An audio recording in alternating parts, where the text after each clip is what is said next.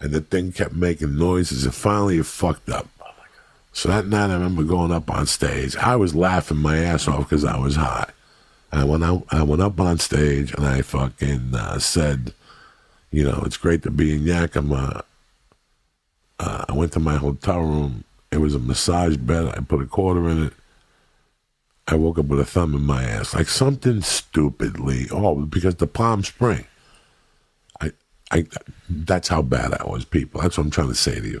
I had no joke writing skills, but I had a way of saying something that I would hook on to something, and if God was smiling on me, I'd have 3 tags. And then eventually I would add, for years I did that Palm Springs joke. I forget it now, I'm not saying it right. Something happened. I put a quarter in there and I had a thumb up my ass.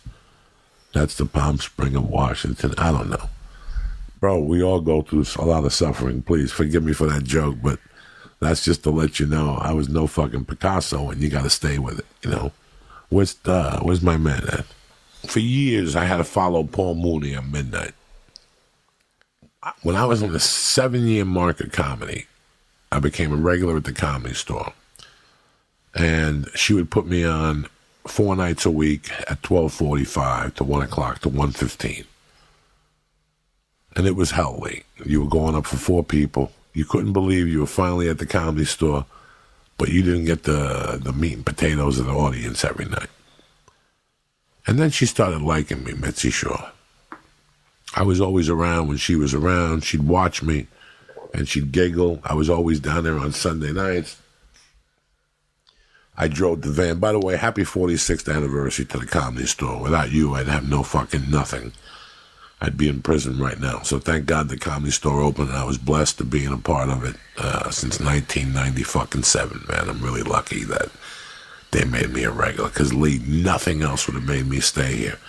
That was the only thing that. You think so? You would have left? Yeah, because Jesus Christ, it's a dream to be a regular at the Comedy Store. Never mind to be inducted by fucking Mitzi Shaw. That means something. That's always meant something to me. Yeah, a lot of things happened in my life, but that's always meant something to me. I was a regular after 2 fucking auditions, man. Even Joe Rogan had to be a fucking unpaid regular for a while, guys. She made me a regular right off the bat, 2 fucking showcases. So for all the bad shit that happened and all the bombings I took all those years, it paid off, because when I walked in there, I had the 10 minutes I needed. That was 10 minutes. When I left Seattle in 97, I was starting to get it. I wasn't talking to the audience, because I had come to LA and I had looked around a few times. And I was given the tour and the advice. If you come down here, knock it off with talking to people. That's the biggest fucking foot in your mouth here. Interesting. Is that still the case? You know what? I would still perfect to it, because I don't want to get that bad habit. There's bad habits and things that you do, whether we speak. It happens for me. I always go, do you see what I'm saying? Or whatever the fuck stupid sling I say at the end of my sentences. That's a bad habit. When I was a kid, I used to rebound, and instead of going up with the rebound, I dribbled the ball. It was such a bad habit that the fucking coach told me, every time you do it, 25 push-ups. And 20 fucking sprints. It took me fucking 2 months to stop doing it. There's little things that we do that are bad habits, and then they become, biting your nails and snorting coke, they become bad fucking habits, but that you have to fucking correct and for you to get better in your field. You know what I'm saying? Absolutely. Whatever field that you want to excel at. I want you, not me, want whatever, I want you to bury yourself from time to time when it doesn't matter and work yourself out of a hole on purpose.